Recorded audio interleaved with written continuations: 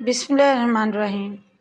وہ یوں آئے جنازے پہ، گھر میں میت رکھی تھی وہ نیا کالا جوڑا پہنے، کالے میک اپ کے ساتھ جیسے ہی گھر میں داخل ہوئی، اشک بار نگاہیں تعصب سے اٹھیں، مگر بن ٹھن کر آنے والی شاید احساس سے بے نیاز تھی۔ پھر یک کے بعد دیگرے ایسے کئی چہروں سے لاؤنچ بھر گیا۔ ادھر میت کے عزیزوں کے عزیز کفن دفن کے انتظامات کے ساتھ دیگوں کی تیاری میں بھی مصروف ہو گئے۔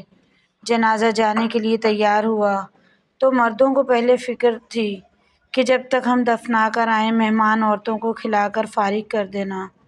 دل میں غم مگر میزبانی کی فکر، آنسو پوچھ رہے ہیں، دیگیں نمٹا رہے ہیں، کوئی رہ نہ جائے، کوئی برا نہ مان جائے۔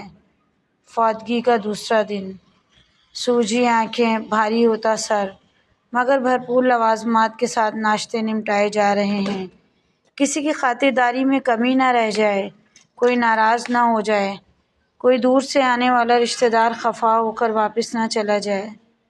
دوپہر کے کھانے تک پھر گھر تعزیت سے آنے والوں سے بھر جاتا ہے، بھرپور مہمان نوازی کی جاتی ہے غم سے تھکے ہارے وجود جن کے گھر کا فرد ہمیشہ کے لیے بچھڑ گیا۔ اس سے بے پرواہ کسی کو گرم بریانی چاہیے تو کسی کو گرم نان، کسی کو گرم قورمہ۔ شام کو قرآن خوانی رکھی گئی تو میت کے قریبی رشتہ دار عورتیں سینڈوچ، کیک اور دہی بھلے لے آئیں، گھر والوں نے سموسے اور پکوڑے منگوائے۔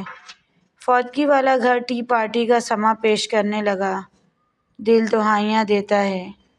یہ فوتگی والا گھر ہے، ابھی فوت ہوئے دوسرا دن ہے اور یہاں پارٹی ہو رہی ہے۔ غمگین دل دھاڑے مار مار کر روتا ہے، مگر اس ٹی پارٹی کے خلاف ایک لفظ بولنے کی جرأت نہیں کہ کوئی روٹھ نہ جائے۔ آنکھ روتی ہے، دل تڑپتا ہے، مگر ہائے رے یہ دنیا داری، کاش کہ ہم لوگ کیا کہیں گے کی کشمکش سے باہر نکل آئیں اور آسانیاں بانٹنا سیکھیں۔ مزید ایسی ویڈیوز کے لیے چینل کو ضرور سبسکرائب کریں۔ ویڈیو پسند آئے تو لائک، شیئر، کمنٹ کیجیے۔